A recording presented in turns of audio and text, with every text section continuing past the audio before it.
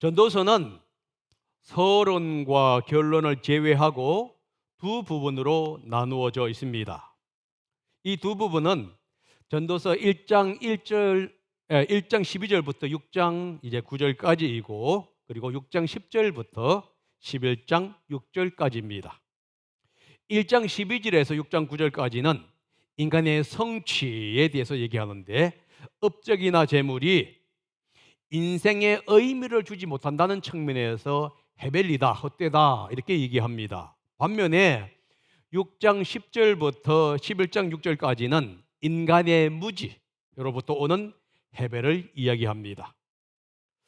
전도자는 1장 12절부터 6장 9절까지 인생이 이루어놓은 업적이나 재물, 재산이 아무리 많다 할지라도 그것들이 쉼을 주지 못하고 누림을 제공하지 못한다고 한다면은 아무것도 아니라고 하는 거예요. 많은 부유한 사람들은 자신이 가지고 있는 재물을 누리지 못하고 살아가고 있습니다. 그 이유는 그들이 누릴 수 있는 재원, 다시 말해서 물질이라든가 이런 것들이 없었기 때문이 아닙니다. 하나님께서 그들에게 누릴 수 있는 능력과 은혜를 주시지 않았기 때문입니다. 인생에서 행복하게 사는 비결은 얼마나 많은 것을 가지고 있느냐에 따라서 결정되는 것이 아니라 얼마나 누릴 수 있는 능력을 가지고 있느냐에 따라서 결정이 된다는 겁니다. 오늘 본문은 인생의 업적이 우리 인간의 존재의 의미를 주지 못한다는 측면에서 이제 얘기하며 하는 마지막 부분입니다. 전도자는 또 다른 불행한 일을 보았습니다. 참으로 그것은 견디기 어려운 비극이었어요. 이 비극은 부유한 사람들 가운데서 발생하는 일반적인 현상입니다. 전도자가 본 비극은 사람이 소원과 목적은 이루지만은 그 열매를 누리지 못하는 일이었습니다. 2절에 그 얘기합니다. 한번 읽어봅니다. 시작. 하나님이 어떤 사람에게는 부와 재산과 명예를 원하는 대로 다 주시면서도 그것들을 그 사람이 즐기지 못하게 하시고 엉뚱한 사람을 즐기게 하시니 참으로 어처구니 없는 일이요 통탄한 일이다. 이 어떤 사람은 부와 재산과 명예를 지금 원하는 대로 다 가졌습니다. 다시 말해서 원하는 소원, 목적이 다 이루어진 거예요. 대부분의 사람들은 부, 재산, 명예를 얻지 못합니다. 한국에서 명문대학이라고 하는 스카이 대학을 가는 사람은 극소수에 불과하지요. 그리고 서울에 있는 대학에 가는 사람도 소수의 사람에 불과합니다. 꿈의 직장이라고 말하고 있는 대기업도 극소수의 사람만이 들어갑니다. 그런 점에서 이 사람은 성공한 사람임이 틀림이 없습니다. 앨리스 코스를 밟은 사람이지요. 어쩌면은 엘리트 중에서 엘리트인 사람이 바로 이 사람이에요. 일반 사람들은 꿈도 꾸지 못하는 부, 재산, 명예를 그는 얻었어요. 그런데 부, 재산, 명예를 얻었지만은 그것을 누리지 못한다고 한다면은 불행한 일이다. 전도자가 이렇게 말을 하고 있습니다. 이유가 무엇이죠? 하나님께서 그 사람에게 그것을 누릴 수 있는 능력을 부여하지 않았기 때문입니다. 사람이 얼마나 많은 재능을 가지고 있느냐, 얼마나 많은 부를 가지고 있느냐가 중요한 것이 아니라는 거예요. 부, 재산, 명예를 얻을 수 있는 능력과 좋은 가문이 중요한 것도 아니라는 겁니다. 중요한 것은 뭐냐? 그 사람이 현재 가지고 있는 것을 누릴 수 있는 능력을 하나님으로부터 부여받았느냐 하는 것입니다. 본문은 우리가 무엇을 위해서 수고하고 무엇을 추구해야 하는지를 지금 보여주고 있습니다. 우리는 가지지 못한 것을 위해서, 가지기 위해서 수고하면서 인생을 허비하고 있어요. 그러다 보니까 중요한 것, 현재 우리가 가지고 있는 것을 감사하면서 누릴 수 있는 삶을 살아가지를 못하는 겁니다. 우리는 가지고 있는 것에 만족하면서 살아갈 수 있는 하나님의 은혜와 능력이 필요하지요. 여러분, 여러분의 삶 속에서 현재의 삶을 돌이켜 보시기 바랍니다. 여러분 둘레를 바라보시고 여러분의 가족들을 생각해 보시기를 바랍니다. 그것이 여러분들에게 가장 중요한 것이에요. 여러분들이 가지지 않는 것들, 그것은 꿈일 뿐이지 여러분의 현실은 아니라는 사실을 기억하셔야 합니다. 전도서 5장 18절에서 하나님은 어떤 사람에게는 부와 재산을 주었습니다. 그리고 그것을 즐길 수 있는 능력도 주었다고 얘기를 합니다. 그런데 본문에서 하나님은 부와 재산과 명예까지는 주었는데 그러나 그것을 누릴 수 있는 능력과 은혜는 주지 않았어요. 이것이 바로 불행이라는 거예요. 그런데 또 다른 불행은 그것을 다른 사람, 다시 말해서 본문은 엉뚱한 사람이 누리게 되는 것이라는 거예요. 자신이 평생 고생하고 수고한 땀방울을 흘리는 재산과 재물과 명예를 자신이 누리는 것은 고사하고 그것을 다른 엉뚱한 사람이 누리는 것, 이것이 바로 불행이라는 겁니다.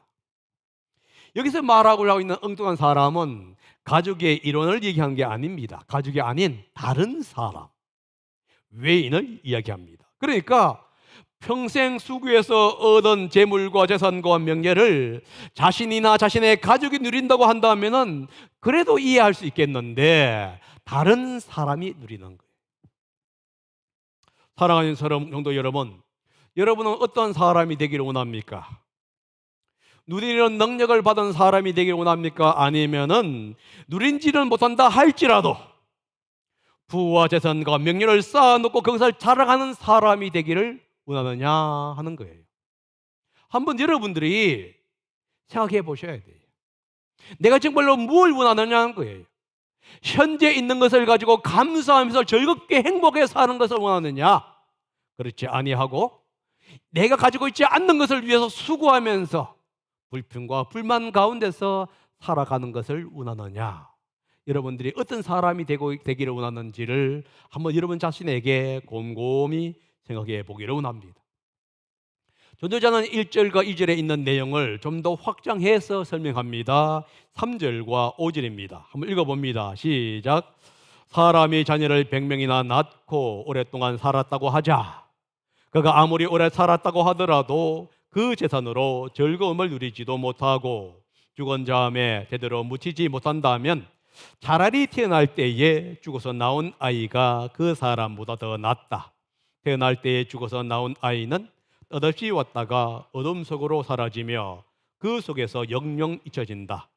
세상을 보지도 못하고 인생이 무엇인지 알지도 못한다. 그러나 그 아이는 그 사람보다 더 편안하게 안식을 누리지 않는가? 어떤 사람이 자녀를 100명이나 낳았다 이렇게 얘기합니다. 그리고 오랫동안 장수하면서 살았습니다. 그런데 수고하고 모은 재물을 누리지 못한다고 한다면은 아무것도 아니라고 지금 전도자가 말을 하고 있는 거예요. 구약 성경에서 자식이 많고 오래 사는 것은 복 중에 복이라고 얘기하고 있어요. 시편 127편 4절과 5절입니다. 젊어서 낳은 자식은 용사의 손에 쥐어 있는 화살과 같으니 그런 화살이 화살통에 가득한 용사에게는 복이 있다. 자녀가 많은 자가 뭡니까? 복이라는 거예요. 잠언 3장 1절과 2절에서는 이렇게 얘기합니다. 아이들아, 내 가르침을 잊지 말고 내 계명을 내 마음에 간직하여라. 그러면 너 그것들이 너를 장수하게 하며 해가 갈수록 더욱 평안을 누리게 할 것이다. 장수를 갖고 뭐라 부릅니까? 복이라고 얘기하고 있어요. 그래서 구약 성경은 자식이 많고 오래 사는 것은 복받은 사람이다 이렇게 얘기해요.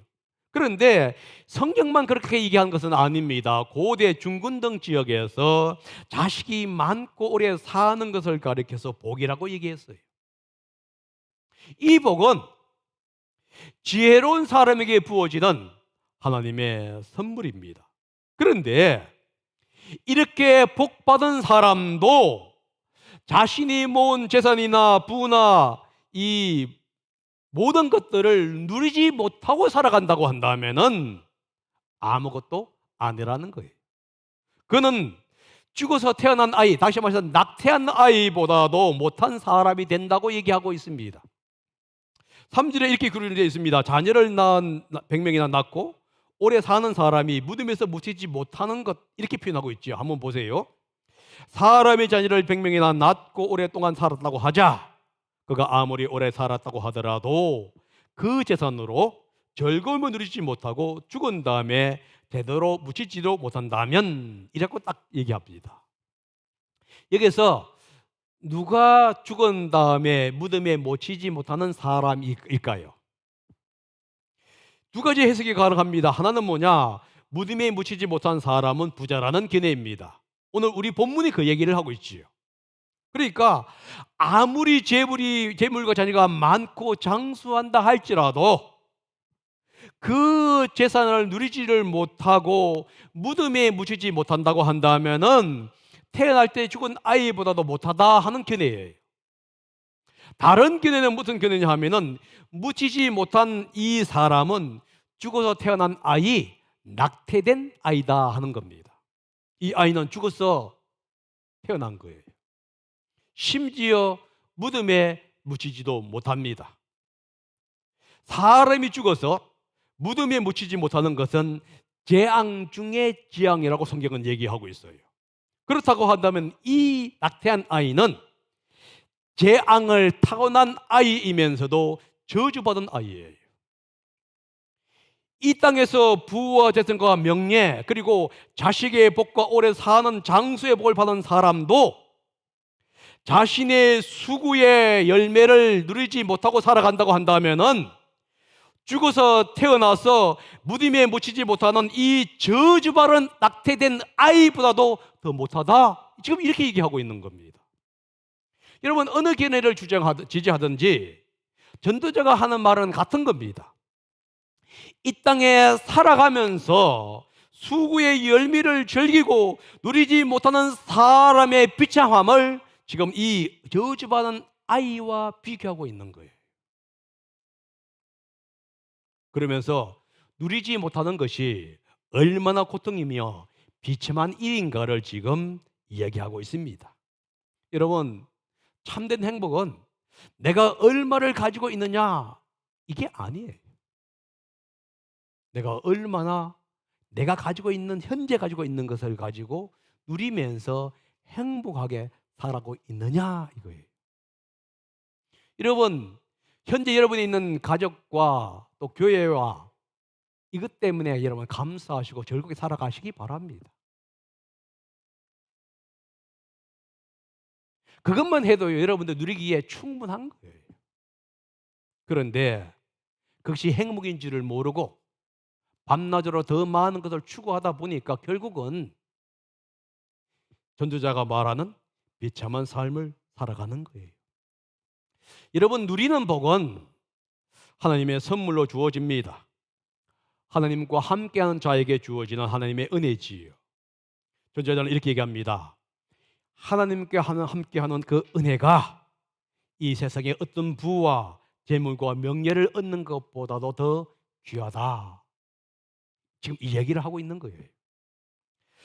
사도 바울도 이 고백을 합니다. 그는 이렇게 얘기하지요.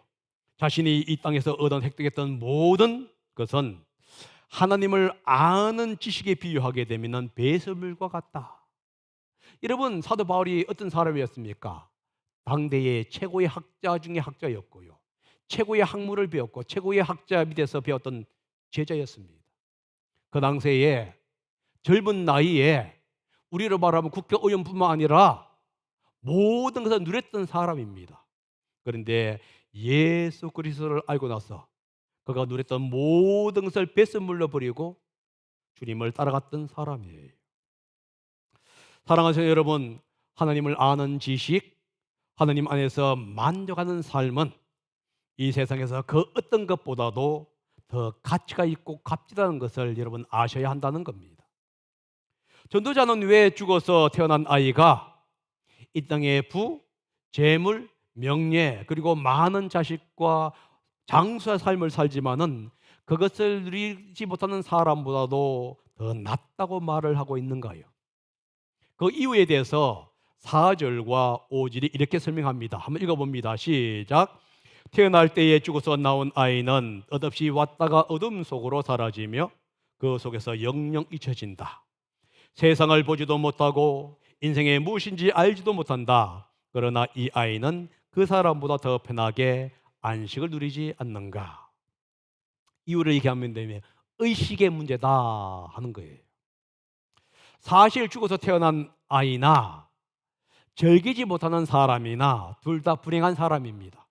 여러분, 지금 성경이 이 낙태한 아이가 행복하다 이 얘기하는 게 아니에요. 다 불행한 아이예요. 어떤 쪽이 낫다고 얘기할 수 없는 겁니다. 그런데 둘 다 비참한데 이 불행한 사람 중에 누가 더 비참하고 누가 더 불행하냐를 얘기한다고 한다면은, 다시 말해서 굳이 얘기한다고 한다면은 누리지 못하는 사람이다 이런 뜻이에요. 여러분, 오해하시면 안 됩니다. 이 저주받은 아이가 낫다 이런 의미가 아니란 말이에요. 둘 다 저주와 관계된 거예요. 안 좋은 거예요. 그러나 굳이 어느 것이 낫냐고 얘기한다면은 불행한 아이입니다. 이유가 뭐냐 하면은 죽어서 태어난 아이는 고난이나 고통 그리고 삶의 불행이나 비극을 경험하지를 못했어요. 반면에 재물을 누리지 못하는 사람은 이 모든 것을 경험했습니다. 여러분, 부와 재물과 명예를 얻기 위해서 그가 경험했던 고난과 아픔은 이루 말할 수 없단 말이에요. 온갖 불행이라든가 비극을 겪으면서 그가 얻은 열매가 뭐지요? 부였고 재산이었고 명예였습니다.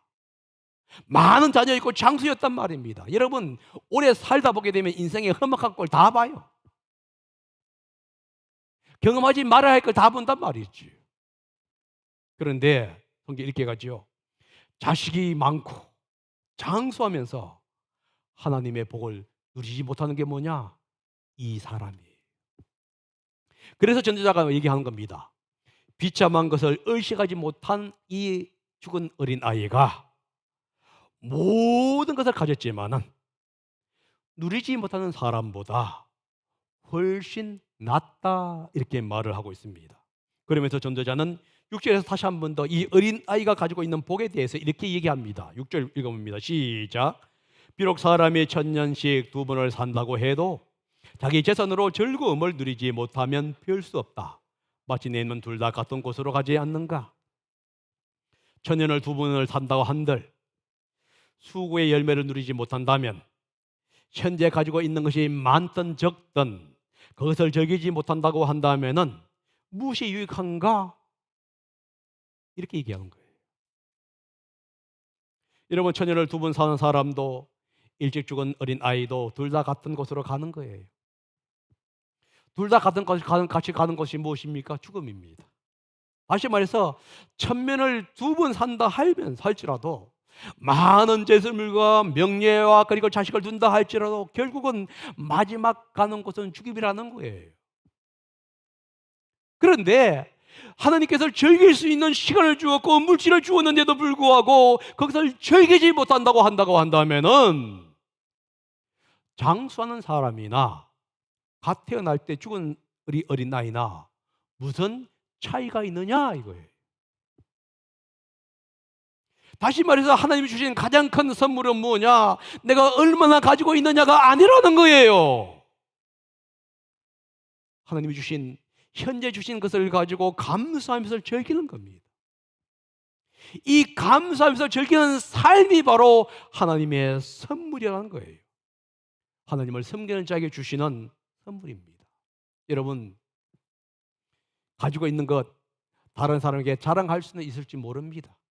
그러나 그것이 여러분들에게 행복을 주던가요? 어떤 것을 얻을 때에는 잠시간 기쁨이 주어집니다. 그러나 조금 지나면 그것이 그렇게 여러분에게 행복하던가요?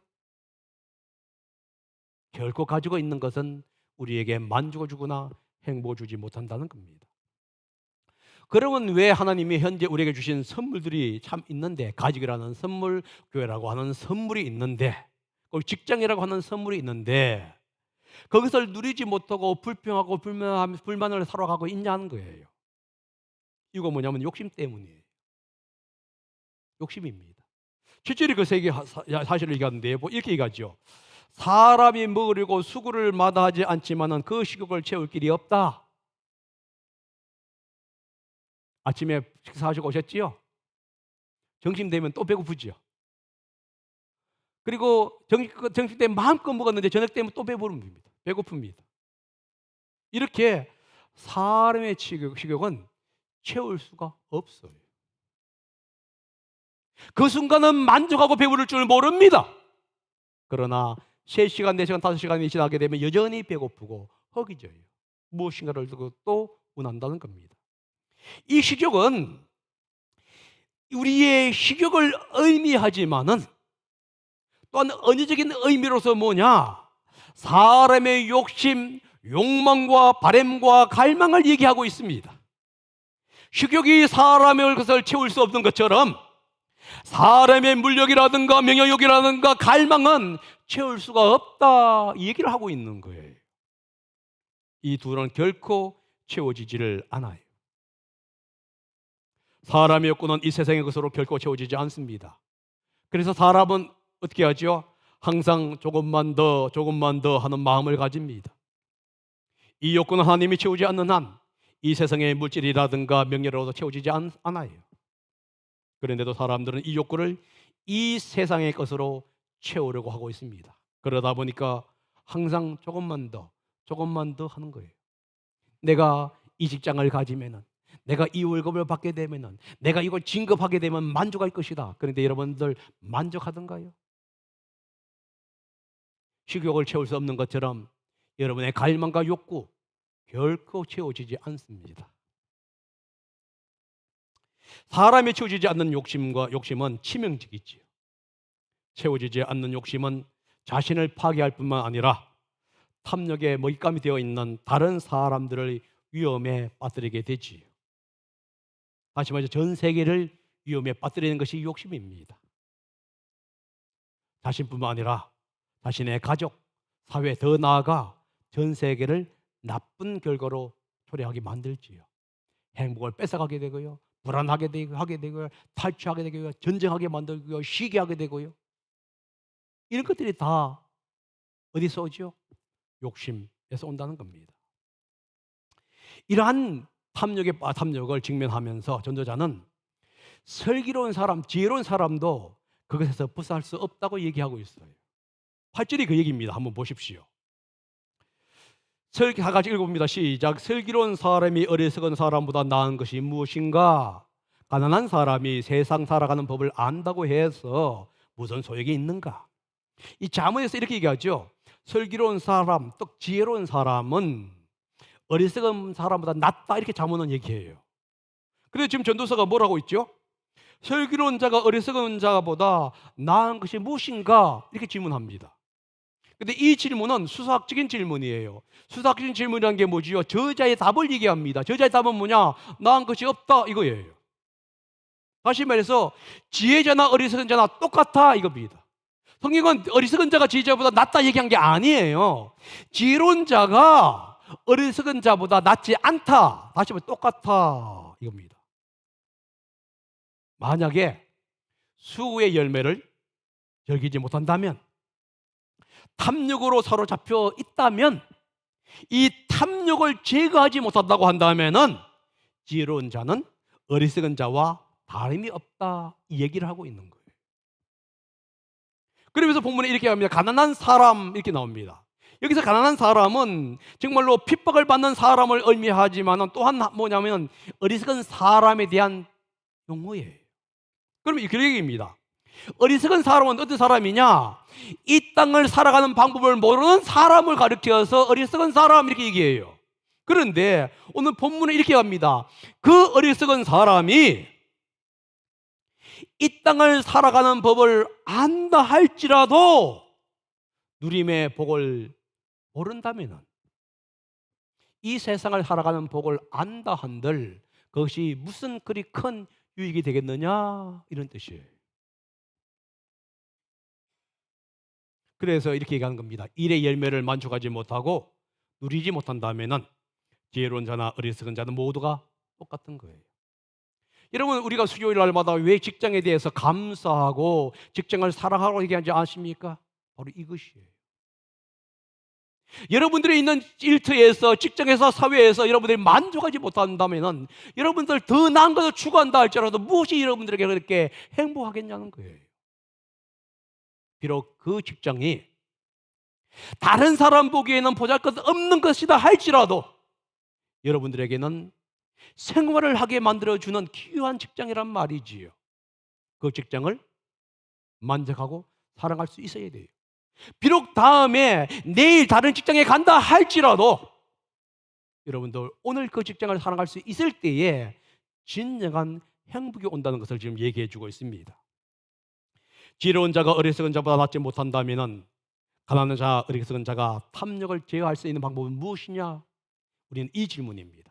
다시 말해서 지혜로운 자나 어리석은 자가 그러면은 이 탐욕을 제어하지 못하면 다 불행한데 어떻게 제어할 수 있느냐? 그것을 구절에 얘기합니다. 읽어봅니다. 시작.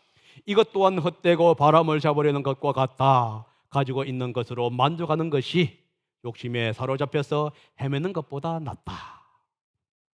여러분, 탐욕을 제어하는 방법은 욕심은 헛되고 바람을 잡는 것과 같다는 것을 인식하면서 현재 가지고 있는 것에 감사하고 만족하는 삶이다, 이렇게 얘기하고 있어요. 오늘 본문이 이렇게 얘기하고 있죠. 가지고 있는 것으로 만족하는 것이 욕심에 사로잡혀서 헤매는 것보다 낫다, 이렇게 얘기합니다. 이 문장의 문자적 의미가 어떤 뜻이냐면은 보는 것으로 만족하는 것이 가지지 않는 것을 가지고자 열망하면서 방황하는 것보다 낫다 하는 의미예요. 여기서 욕심에 사로잡혀서 헤매는 것, 이 뜻은 뭐냐면은 내가 가지고 있는 것으로서 만족하지 못하고 있는 사람의 탐욕스러운 욕구라든가 욕망을 얘기하고 있습니다. 선지자가 이렇게 가고 있는 거예요. 보는 것, 다시 말해서 현재 가지고 있는 것으로 만족하는 것이 내가 바라지만은 가지지 못하고 있는 그 수많은 것보다 낫다는 겁니다. 이건 이런 속담과 같은 거예요. 현재 내 손안에 있는 한 마리의 새가 숯불 속에 있는 두 마리의 새보다 낫다 이거예요. 여러분 안에 있는 사랑하는 남편과 아내가 여러분들이 바라보고 있는 다른 남편과 아내보다 훨씬 나은 거예요. 여러분들이 갖고 있는 직장이 다른 사람이 아무리 좋은 직장보다 훨씬 낫다는 거예요. 그런데 우리는 내 속에 있는 것에 감사할 줄 모르고 가지지 못하는 것, 추구하지 못하는 것에 눈을 돌리면서 우리는 살아간다는 거예요. 그래서 우리는 현재 가지고 있는 것을 즐기는 방법을 배워야 하는 거예요. 문제 있는 내 남편, 문제 있는 내 아내가 귀중한 거예요. 여러분들 봤을 때 여러분 자녀가 형편인지 모르지만 그 자녀가 형편 있는 다른 자식보다 훨씬 나은 거예요. 여러분의 부모가 문제 있다고 생각하고 여러분 대화 안 된다 할지라도 그 아버지와 어머니가 다른 사람보다 훨씬 나은 거예요. 개인이 돌아가신 후에 후회하지 말고 지금부터 여러분들 행복하게 사시고 기쁘게 사세요.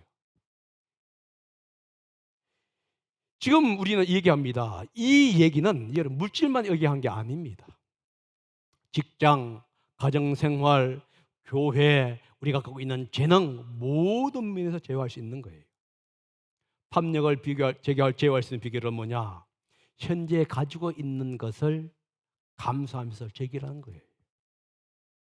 그러므로 가지지 않는 것을 가지고자 추구하면서 인생을 허비하지 말고 있는 것으로 만족하라는 거예요. 그리고 그것을 더욱더 개발시켜 나가라는 거예요. 왜냐하면 가지지 않는 것을 추구하는 것은 헛됨이고 해벨이다 이렇게 얘기하기 때문입니다. 우리는 지금껏 많은 것을 가지려고 노력해 왔습니다. 어릴 때부터 경쟁 시대에 살아가면서 남보다 더 많이 가지고 더 높이 올라가려고 노력했습니다. 그래서 조금만 더 하면서 무엇인가를 추구하는 삶을 살았어요. 내가 현재 이것만 참으면 이렇게 나아질 것이다 했습니다. 그런데 정작 가지고 있는 것에 대해서는 감사하면서 거기서 누리는 삶을 살지는 못했다는 거예요. 그러다 보니 항상 불만족, 불행한 삶, 이 삶으로 우리의 삶에 얼룩졌어요. 여러분 인생을 생각해 보십시오. 행복한 때 언제 있었어요? 아마 여러분 자녀가 태어날 때, 그때 외에는 없지요. 그 다음부터는 불행이지요.